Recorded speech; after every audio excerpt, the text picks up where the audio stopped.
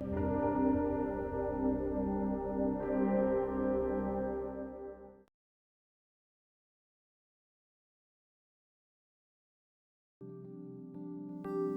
grew up in Kansas. His whole family was in Kansas, and they were farmers. And every day he would sit outside and he'd watch the trains.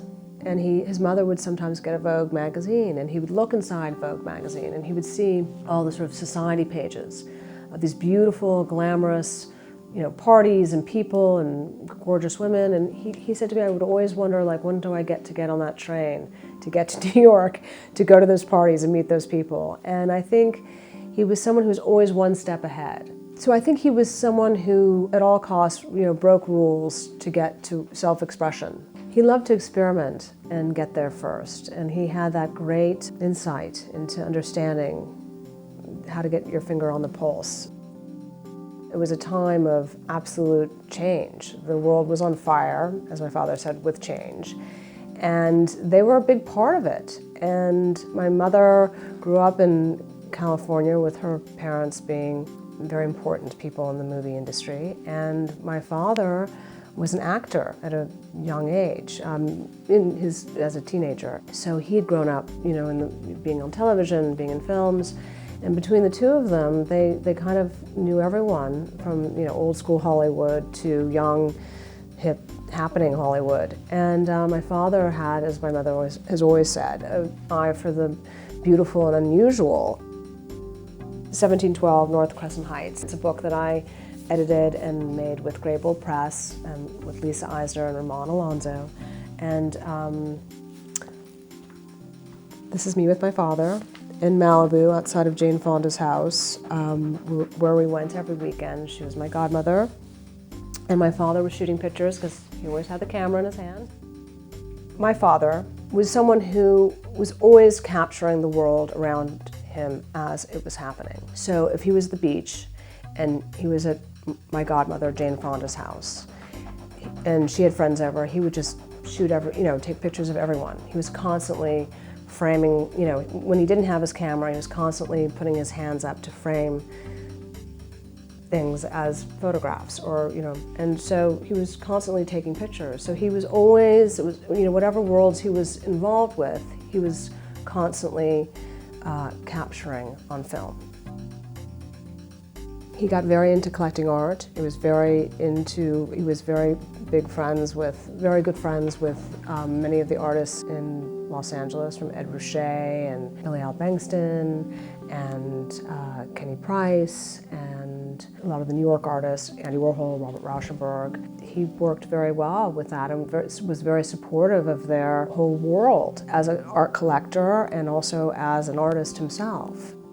I love those impromptu pictures of the artists because those were his friends, those were his allies, those were his buddies, and they made art together and they celebrated art together. He was asked by Irving Blum at the Ferris Gallery to take pictures of the artists that were having shows at his gallery, and he was friends with all of them. And as he would say to me, actors are very shy off camera to have their photograph.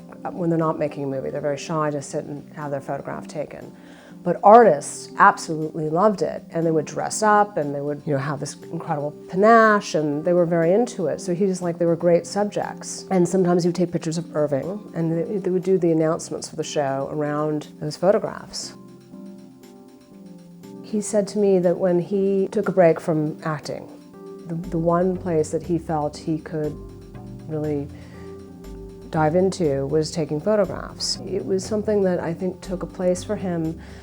Instead of directing films, he took still photographs, and I think that whole experience led him to be the director he became with Easy Rider in the last movie. My mother, Brooke Hayward, was a model, and she was very close to Diana Vreeland through her experiences in fashion and working as a model. And when my father took a break from acting in the early 60s, Diana Vreeland called my mother and said, "Brooke, you're cool, you're young, you're beautiful, and your husband's an actor. I hear he's a photographer. Can't he take pictures of young, cool people?" like people he knows, like actors that he hangs out with in the actor studio, maybe some young bands. I mean, there's a whole happening thing happening in Los Angeles, and can he get on it and take some photographs for Vogue? And so he did that.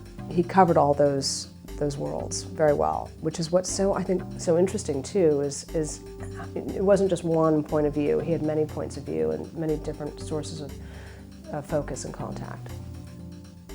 My father had a great eye. He never cropped his photographs. He never altered them or cropped them. His natural composition was extraordinary. He would go walk down the street and capture things and look at things and graffiti and street signs and the world around him in a way that it was very much like Marcel Duchamp, you know, saying when the artist has the ability to point at an ordinary object and say, this is art. It's hard to describe what it's like to be around someone who had X-ray vision for seeing things that would then be developed in the darkroom and come to life in a way that you wouldn't have imagined before.